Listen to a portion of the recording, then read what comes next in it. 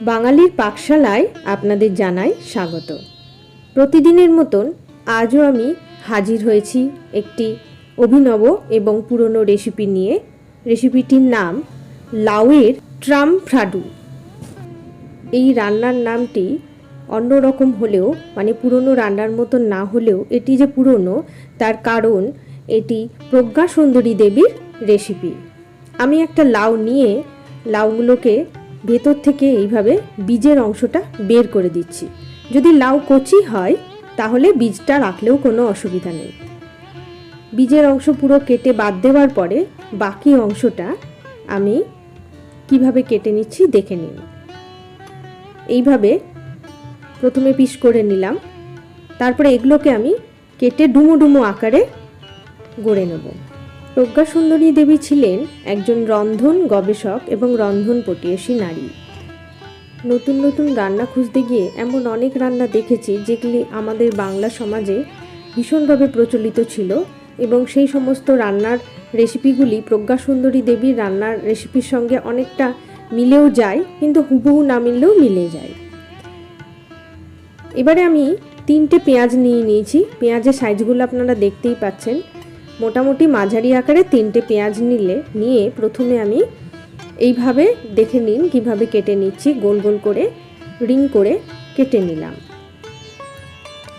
এই পেঁয়াজটা মাঝখান থেকে কাটা, কাজে এখান থেকে রিং বেরোবে না। কেটে নিয়ে বাকি পেঁয়াজটা আমি ছোট ছোট টুকরো করে কেটে নিচ্ছি। এই রান্নায় কিন্তু পেঁয়াজ দুরকমভাবে ব্যবহার করব।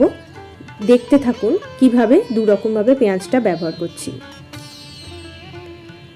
কেটে নিয়ে এবারে আমি পেঁয়াজগুলো ভালো করে কেটে নিয়ে এবারে আমি একটা মিক্সিতে পেস্ট করার জন্য দিয়ে দিলাম। পেঁয়াজের সাথে আমি দেব বেশ কতগুলো শুকনো লঙ্কা আর এক টুকরো আদা।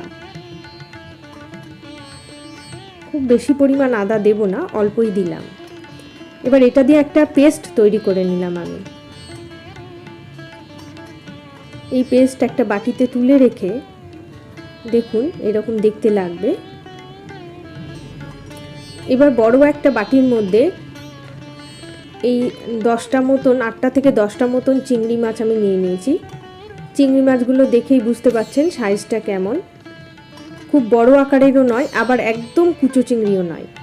এর মধ্যে আমি ওই আদা লঙ্কা আর পেঁয়াজের যে পেস্ট করেছিলাম সেটাকে দিয়ে মাছগুলোকে আমি ভিজিয়ে প্রায় 10 মিনিট রেখে দেবো। এই মশলার মধ্যে মাছগুলোকে এইভাবে রেখে দিতে হবে। 10 মিনিট রেখে দিলাম। এবারে কড়াইয়ে খানিকটা তেল নিয়ে হালকা গরম হতেই এর মধ্যে আমি দিয়ে দিলাম গোটা গরম মশলা, দারচিনি, লবঙ্গ, এলাচ আর একটা তেজপাতা। তেজপাতা থেকে হালকা একটা গন্ধ ছাড়লেই এর মধ্যে ওই রেখে দেওয়া, ম্যারিনেট করে রেখে দেওয়া মশলার সাথে যে চিংড়িটা রেখেছিলাম সেটাকে আস্তে আস্তে দিয়ে দিলাম। তেল ছিটছে, আস্তে করে সাবধানে দিয়ে এবারে বেশ কিছুক্ষণ কিন্তু অল্প আঁচে কষিয়ে নিতে হবে। এবারে দিচ্ছি ধনে গুঁড়ো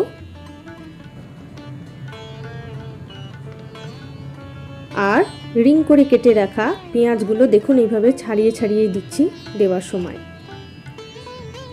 আমি একটা পেঁয়াজ বেটে নিয়ে ব্যবহার করলাম আর দ্বিতীয়ভাবে হচ্ছে এইভাবে ছড়িয়ে দিলাম। এবার কিছুক্ষণ নাড়ার পর আমি হলুদ মিশিয়ে দিলাম। এবার অল্প আঁচেই কিন্তু রান্নাটা করতে হবে। বেশ কিছুক্ষণ কষিয়ে ডুমো করে কেটে রাখা লাউ দিয়ে একটু নাড়াচাড়া করে নেব। প্রথমে আমি লবণ দিয়ে দিলাম। স্বাদ মতো লবণ আমি এখনই দিয়ে দেব, পরে প্রয়োজন হলে দেখে নিয়ে একটুখানি যোগ করে দেওয়া যেতেই পারে। এবার অল্প আঁচে ঢাকা দিয়ে বেশ কিছুক্ষণ রান্না হতে দেব। সেই ফাঁকে আমি তৈরি করে নিচ্ছি রান্নার বাকি উপকরণ। উষ্ণ জলের মধ্যে আমি coconut powder, 1 packet coconut powder দিয়ে দিলাম। এটা ছোট প্যাকেট পাউডারের। ঘন করে একটা নারকেলের দুধ তৈরি করে নিলাম। আপনারা চাইলে ফ্রেশ নারকেল দিয়েও দুধ করে নিতে পারেন। ঢাকা তুলে একবার দেখে নিচ্ছি লাউটা সিদ্ধ হয়েছে কিনা। সিদ্ধ হয়ে গেছে। এবারে আমি নারকেলের দুধ এর মধ্যে দিয়ে দিলাম।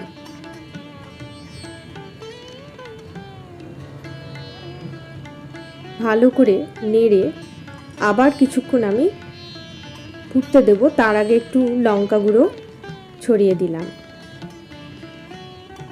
আর সামান্য একটু চিনি এবং লবণ স্বাদ অনুসারে ব্যবহার করবেন আপনারা। একটু নাড়াচাড়া করে আমি আবার ঢাকা দিয়ে দেব। মিনিট 5 অল্প আঁচে রান্নাটা করে ঢাকা তুলে দেখে নিচ্ছি। এখনো কিছুটা গ্রেভি রয়ে গেছে, আরেকটু গা মাখা হবে। বেশ কিছুক্ষণ টানিয়ে নিলাম। তৈরি হয়ে গেল আজকের রান্না লাউয়ের ট্রামফ্রাডু। আজকের রান্না কেমন লাগলো আপনাদের লিখে জানান আমাকে।